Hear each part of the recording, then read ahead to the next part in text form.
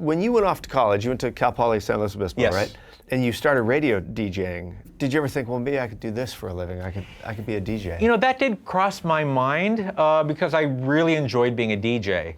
And it was fun, and I thought, you know, the 3 hours a week that I did the Weird Al show on our campus radio station was so much more fun and gratifying than all the time I spent in the architecture labs. I learned that I didn't love architecture, and a lot of the students that were in my classes, you know, that was their whole focus in life. They lived and breathed it, and it was important to them, and form followed function, and it was a big deal to them. And it's sort of like, yeah, you know, it's a house, whatever.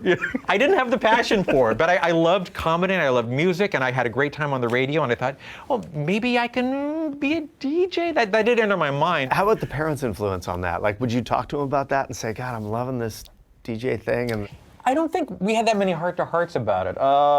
You know, I obviously kept them posted on what was happening with my life, but they never gave me a hard time about not being an architect right out of college. They didn't? No. You know, this is the best present I ever got from them. My dad always just told me, you know, as long as you're happy, you know, which gave me license to kind of put myself out there and do what I wanted to do. Because, you know, my dad, you know, wasn't a career guy. I mean, he did just little odd jobs and things like that. And what was his passion?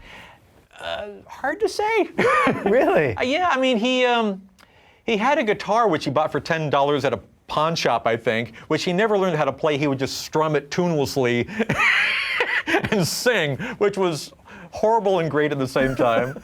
But I mean, you know, he was very gregarious. He would be, you know, so forthcoming and with everybody he met. I mean, I heard to this day, somebody on Twitter was saying like, hey, I remember your dad. He used to come into where I was a checkout guy, and he'd show me your high school picture and say, hey, you ever hear of Weird Al? That's my son. Really? So he was just, he loved people. He loved, you know, he loved telling stories. So I think I'm a little bit of both of my parents, because my dad was that way. And my mother was very kind of shy and introverted, and I'm kind of both. I'm, you know, I'm you know, wacky on stage, and other times when that's appropriate. But a lot of times I get very quiet, and people just wonder if there's something wrong with me. Like, no, that's kind of just the way I am. Yeah, you know, I wanted to ask you about that, because I think you don't come across as this gregarious extrovert. You do come across as more of an introvert or more introspective.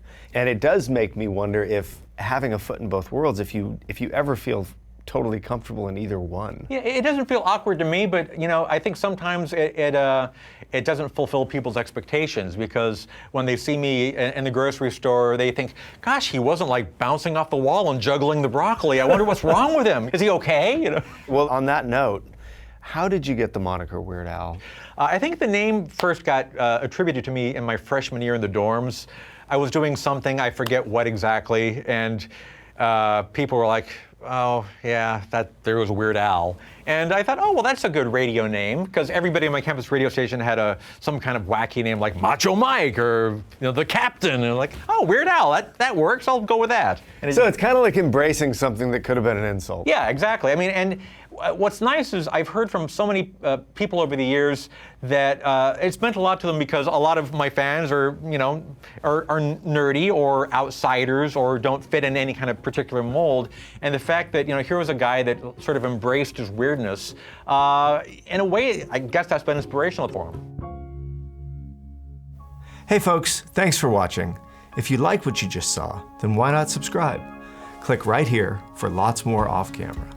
And if you want to see the hour-long version of these conversations, I'm going to give you the secret link. Here it is, offcamera.com. Check it out.